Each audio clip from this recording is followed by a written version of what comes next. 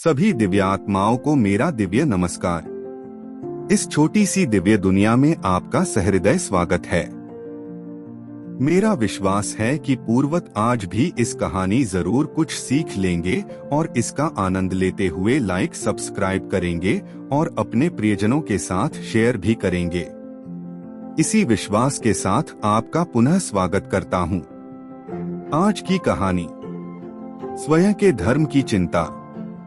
एक आदमी तालाब के किनारे बैठकर कुछ सोच रहा था। तभी उसने एक पानी में किसी के डूबने की आवाज सुनी और उसने तालाब की तरफ देखा तो उसे एक बिच्छू तालाब में डूबता दिखाई दिया। अचानक ही वह आदमी उठा और तालाब में कूद गया। उस बिच्छू को बचाने के लिए उसने उसे पकड़ लिया और तालाब के बाहर लाने लगा। इससे घबराकर बिच्छू ने उस आदमी को डंक मारा। आदमी का हाथ खून से भर गया। वो जोर जोर से चिल्लाने लगा। उसका हाथ खुल गया और बिच्छू फिर पानी में गिर गया।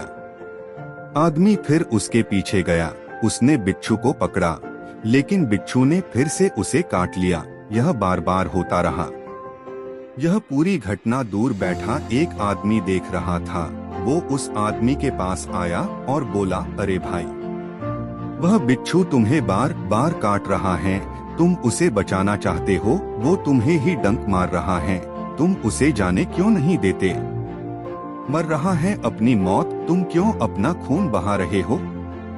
तब उस आदमी ने उत्तर दिया, भाई, डंक मरना तो बिच्छू की प्रकृति है, वह वही कर रहा है। लेकिन मैं एक मनुष्य हूँ और मेरा धर्म है दूसरों की सेवा करना और मुसीबत में उनका साथ देना।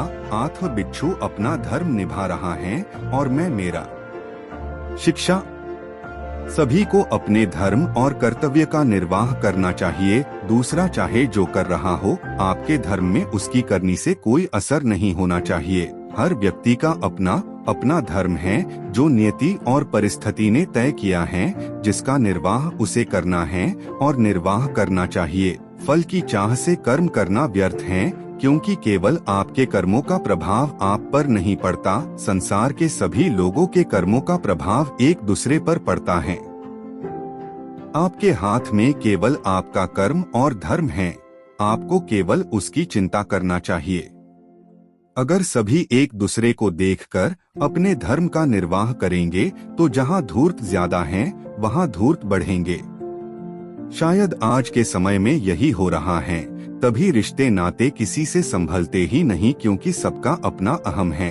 कोई आगे बढ़कर रिश्तों का निर्वाह करना ही नहीं चाहता, जिसका फल यह है कि परिवार बस 2 से 4 लोगों के बीच सिमट गया है और यही हाल मित्रता का भी हो गया है।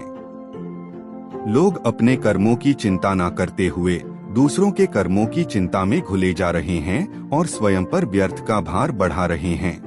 अगर हर व्यक्ति केवल अपने धर्म और कर्म की चिंता करे तो सारी परेशानी ही खत्म हो जाए। लेकिन आज मानव समाज की यह प्रकृति रही ही नहीं है। सभी खुद को महान बनाते हैं और दूसरों में कमी निकालते हैं और खुद में छिपी बुराई उन्हें नजर ही नहीं आती। अगर अच्छे बुरे के तराजू में इंसान निष्पक्ष होकर पहले खुद को तौले तो आधी दिक्कत तो उसी वक्त खत्म हो जाए। लेकिन आज का इंसान डरपोक है। उसमें खुद की बुराई देखने और उसे मानने का साहस ही नहीं है। इसलिए आज रिश्ते चवन्नी के भाव हो गए हैं।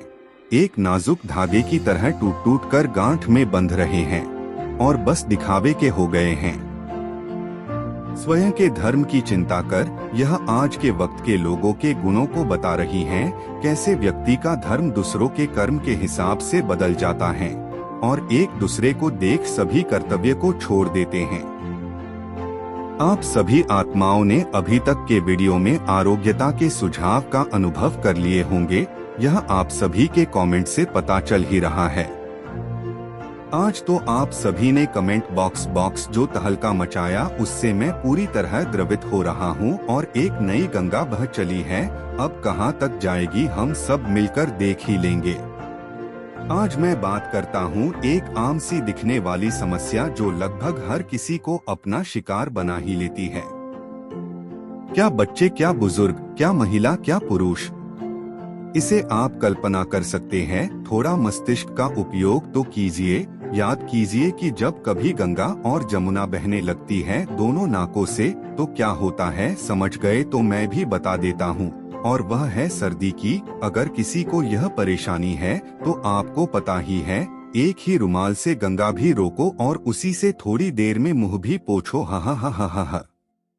आखिर करे तो क्या करे, इसका उपाय तो आप लोग अपने अपने तरीके से करते ही होंगे, मेरा तरीका भी आज जान लेंगे। इस बार भी आपकी अनुमति हो तो अपना अपना टास्क लेकर थोड़ा एक्सरसाइज कर लेते हैं, और आशा करता हूँ इसमें आप सभी पुण्य आत्माओं का सहयोग जरूर मिलेगा।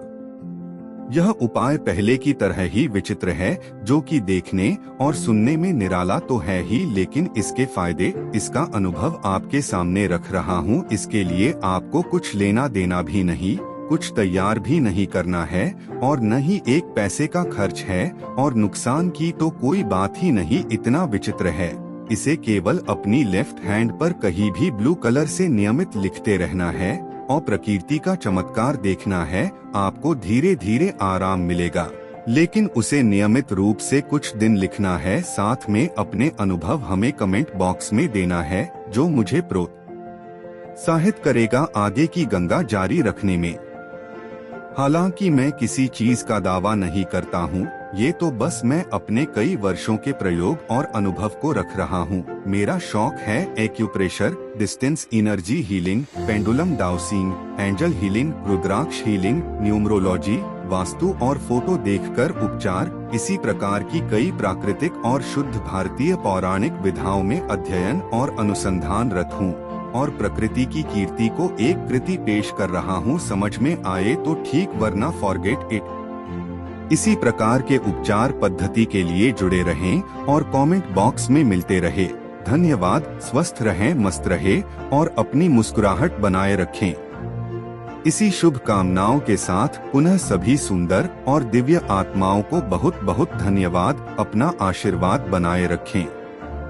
टास्क है कमेंट बॉक्स में कमेंट करना, मेरा वादा है इसके बाद उत्तर जरूर मिलेगा।